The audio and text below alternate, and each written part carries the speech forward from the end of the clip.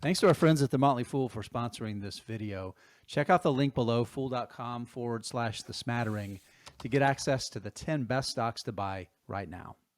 Tyler and I have done a lot of videos and spent even more time talking about everything that's gone on since Silicon Valley Bank was taken over by the FDIC and the bank crisis that we've seen, trying to apply the lessons we've learned to figure out how we can become better investors. I'm Jason Hall. This is The Smattering.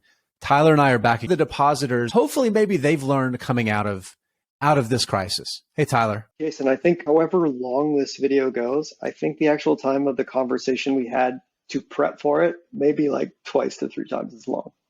Oh, no doubt about it. And that's because it's a complicated issue. I just want to remind everybody exactly what happened. Silicon Valley Bank, if you go back to March 9th, was still doing regular business with its customers. And on that day, there were a massive amount of withdrawals made, tens of billions of dollars. By Friday morning, the following day, the FDIC had taken it over.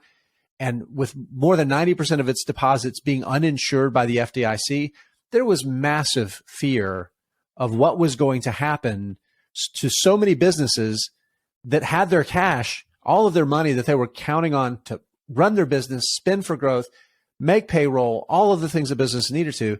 Nobody knew until Sunday afternoon how long it was going to take to get access to that capital. Of course, the FDIC said, we're going to guarantee full access to all deposits beginning on Monday. And here we are. The bank is now operating as a bridge bank, right? So it's still there, but shareholders have been wiped out. But those VC customers, those startups, they still have access to their money. I want you to tell me, what is a lesson that you hope at this point that maybe some of those customers have learned? Yeah, like you said, for it, depositors for the most part were made whole in this whole thing. Debt holders, equity holders, we're very doubtful. But I'm going to use a moment in my prior life as a ski racer. I would be in a race and, something would happen where I had a defective binding and my ski fell off like mid race. And it was fortunately I didn't get hurt, but it was one of those moments where I said, I guess from here on out, I should be checking my bindings every time before I go out the gate. And I hope that same moment happened for a lot of businesses, either experiencing this because they had deposits in SVB or watched it happen to other people in their deposits in SVB and maybe have a high concentration of their deposits uninsured in another bank. In that, holy crap, cash management and like how we manage our finances beyond just like budgeting and meeting hurdle rates for our investments, it's an important thing, and it's something we should probably be paying a lot more attention to. What was it? Roku had $500 million in cash at SVB Financial. I'm overgeneralizing here. Please, I apologize if there's greater detail. It had between $400 and $500 million in deposits at Silicon Valley Bank. Right. That's the key, right? But part of, the role of the CFO and the people under the CFO isn't just, should we invest in this? How do we budget for this? Is it worth the investment? I think that's kind of what we think about when we think about CFOs. But another part of that business is managing what we have. My hope is that there was enough of a scare, and I'm sure that Roku was not the only business out there, maybe not effectively managing our cash.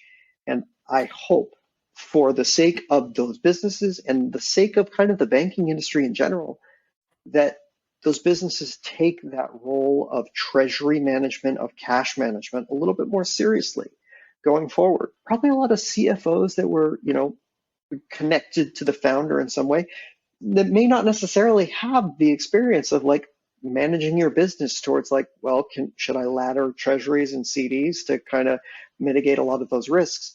And I feel like I hope that this is a wake-up call to them to say, we need to bring some adults into the room for cash management, for treasury management, because it is a real part of our business going forward. Rivian, for example, has $12 billion in cash. Is it effectively managing that cash such that we wouldn't have such an issue? Because access to that cash is critical, but at the same time, you're not going to burn it all in 1 year. It needs to stick around. If you look at the past decade, really more than the past decade, the United States, fortunately, has not seen any major bank failures. There's been some small banks that have failed over the past decade, but we haven't seen any major catastrophic failures of large banking institutions since the global financial crisis. And for good reason, because most of the troubled ones failed during that period. And the regulation was such that banks were far better capitalized and prepared for risk. I think in a lot of ways, it also allowed a lot of businesses to get a little bit lazy. There's been this, I guess, implicit expectation that just partner with a bank and your money's going to be fine and you don't have to worry about it. And the people with fiduciary responsibility inside companies have not necessarily put in the time to understand what are the risks that they are potentially exposed to. Half of the venture-backed companies in the United States were all banking with a single bank. Tyler, here's my problem. No depositors got hurt.